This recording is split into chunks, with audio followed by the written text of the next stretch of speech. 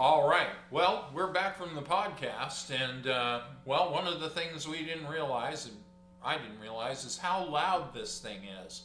So we're going to be doing this video in two parts, and we do apologize that parts of it were um, a little hard to hear because we didn't really say anything important once we realized what was going on. Yeah. So now we've run this through, and we did. How long did we do this for? I ran this one for 15 minutes.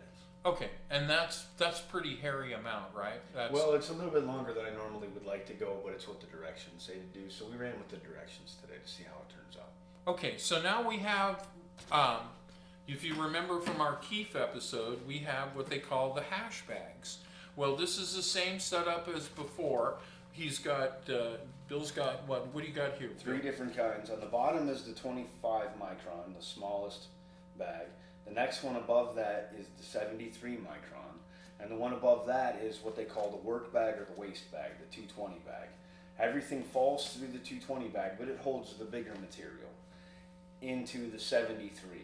So everything between 220 and 73 is caught in the 73 bag, and that makes a nice smoke. And then everything between the 73 and the 25 gets caught in the 25 bag, and that makes a really nice smoke too. And I like bubble hash because it just tastes really clean running it through the water. It washes out a lot of impurities. Yeah, So- I love the taste of hash way over the taste of weed for the most part. There's been a couple of things in my life. I ran into some Larry OG one time, tasted just as good as hash, and then I bought dusted sour diesel. Oh, And since wow. it had the keef in it, it did have that Right. nice hashy That taste. sounds good. All right, so let's see what's the next step. So now we need to drain off all the water into the bags, and we sift. Then we'll sift them. Okay. There is a ton of green gunk. Yeah, it's Water. a little greener than I like to see because I think, part of that is the fact that we ran it for 15 minutes. Normally I like to go half that in the first round and then run it again.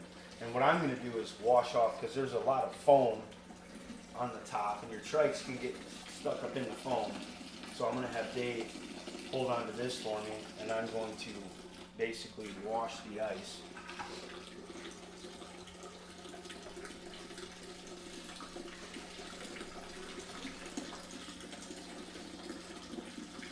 Now it's coming out much more clear.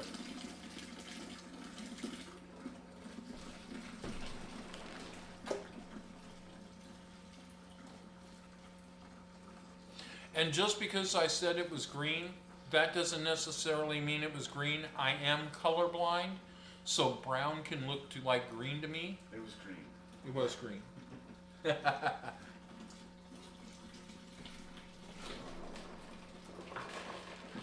Yeah, if mom is wondering what you're doing with her washing machine, you might want to keep it quiet. Yep. And on a bigger level, I used to use commercial washing machines to make big batches of hash. So it's definitely something that exists. Now, if I would have known the dry ice hack, I'd have done it that way because it's way faster. There's machines you can buy that do it, drums that roll, that do a better job. All right, let me see. Starting to become more clear. Yeah. I think all our good stuff has been washed into it. I mean, the trikes are heavier anyway, so they're gonna fall. They're gonna settle like dirt or rocks would settle in your machine over the course of the 15 minutes. Important, you don't want to have more, you want to have a completely empty 5-gallon bucket, and the other bucket you want to make sure you don't refill. Is all the ice melted down after 15 minutes, or is there still a little bit in there? There's some ice left. There's a lot of water left in here.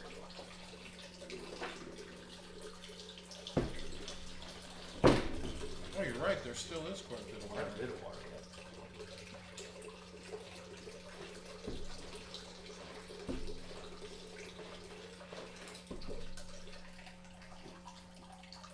It might be ice that's plugging in, it might be cream, plant matter that's plugging in. Yeah, it's a lot of fun, folks, but don't think that it's just going to be goofing around. There's actually some work involved. Boy, that's cool. I imagine so. I don't think that counts as like an ice bath, but it's cool. Wim Hof would be proud. Yeah, I don't know why there's a lot of water left in the bottom unless there's so much plant matter they got through the big holes. That's why I recommend a smaller bag, the smaller screens. I just couldn't find mine, or I don't know where it went. Which is sort of the same thing. But for today's purposes, I think we can probably show the next step at this stage. Probably most of what we want fell to the bottom already. Okay. We're gonna set that this way, and then you take your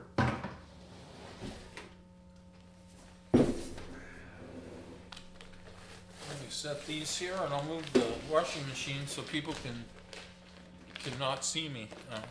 oh my God. No. We're gonna be fine. All right. So now you take your bag and you sort of wiggle it out, and again, this is your work bag. This is waste.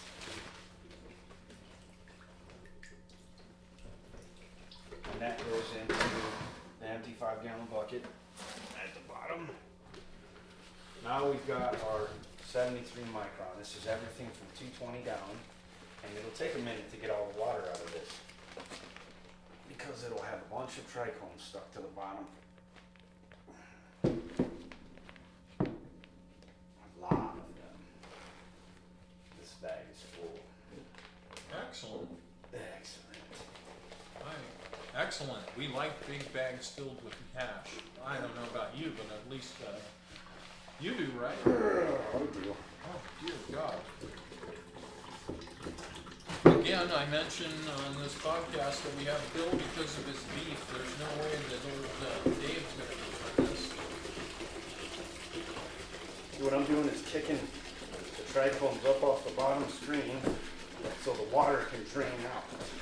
Well, is there anything significant other than the water draining out of the bottom of that? Are we losing trichomes at all? We're going from anything below 73 microns will fall through and end up trapped in this 25 micron bag. Anything below 25 microns is basically smaller than, we're looking at the trichomes look like mushrooms, right? Everything came from the mushroom. And the stalk will break off, and a lot of those will end up in here. And Okay. a lot of the heads will end up in here. And then anything smaller than that is too small to be, even Of use. a bract. Okay. You know what I mean? Yeah. Well, this is all interesting to learn as well. It was a good question.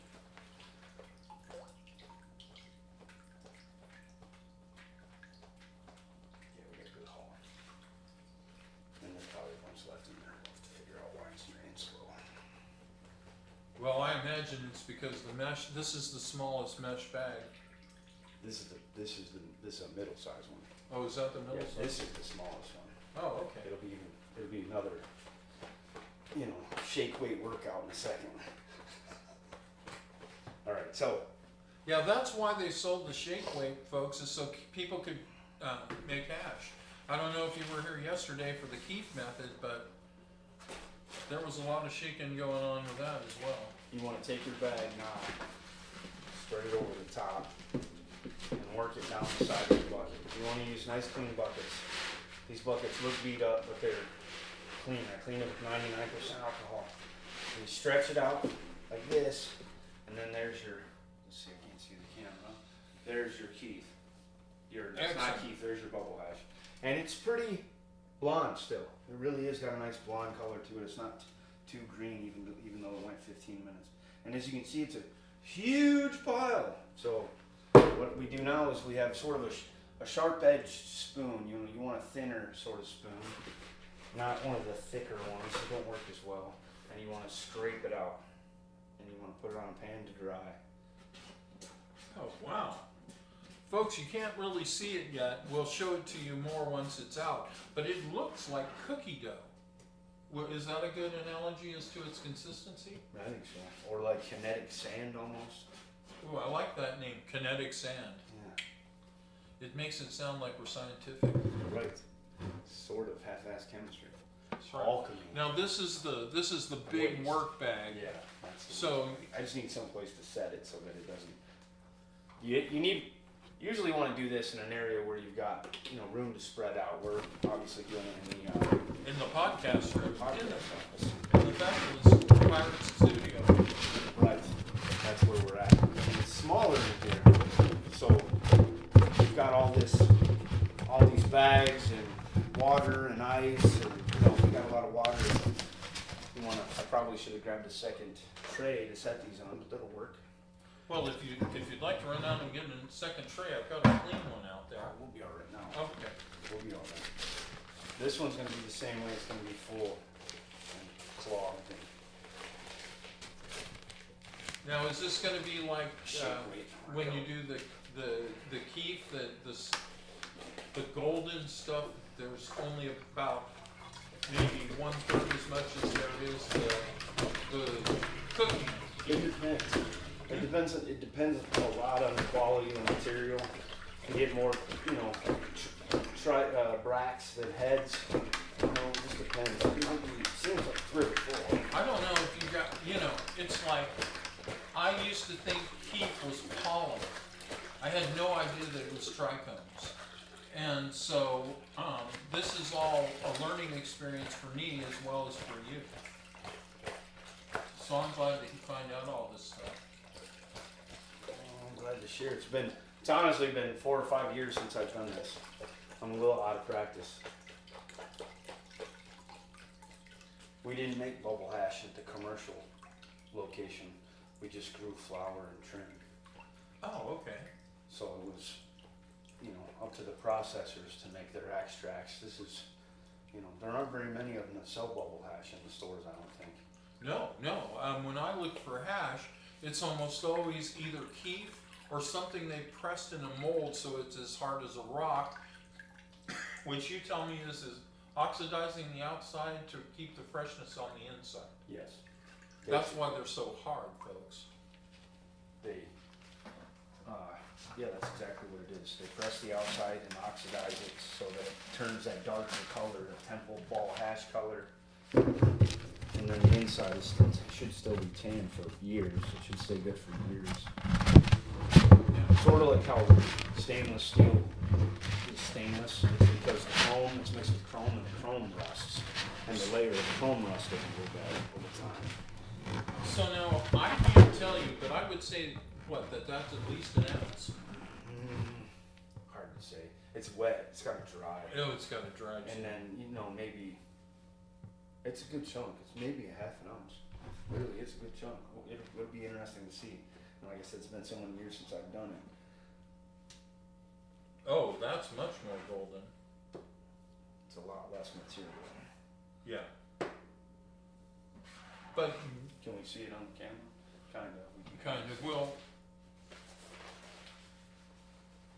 We'll move the bags in a while when we've got a place to put them, and then we can just, there you go. Turn them around, and I will check to make sure that we can see this on camera from my angle, and we cannot. So let's pull this back. Okay. So you can see the water is running a little bit, and that's bad. It's all right. So It'll still dry. we're just gonna leave this here to dry. And I thought that was cool. Now the one thing you guys are not gonna see is the cleanup. So this is not the easiest cleanup, is it? Well, we'll have to put this somewhere to dry. But for the most part, you need to rinse it out with cold water and then take 99% in a spray bottle and really spray the inside, spray all the plant matter that's left, that's stuck, the trikes that are stuck down to the bottom to the mesh screen. Then turn it inside out and finish the job from the outs and push everything off and wash it out with hot water. Hang them to dry and they'll be ready to go. No problem, no mold. As long as they dry out, as long as you've got plenty of airflow around them, easy money. Yeah. Well, that sounds good to me. Now, we talked about doing tincture today, but it's not really going to come off the way that we wanted to. Um, our container for making it has gone kind of missing, so we're going to go play around with it, and we'll show you how we made the tincture next week when we show you how to do the RSO. All right. Well, that's it for this week. You kind of stay out of trouble over the next few days, and we'll see you next week. This is the Pirates of Calamity signing off.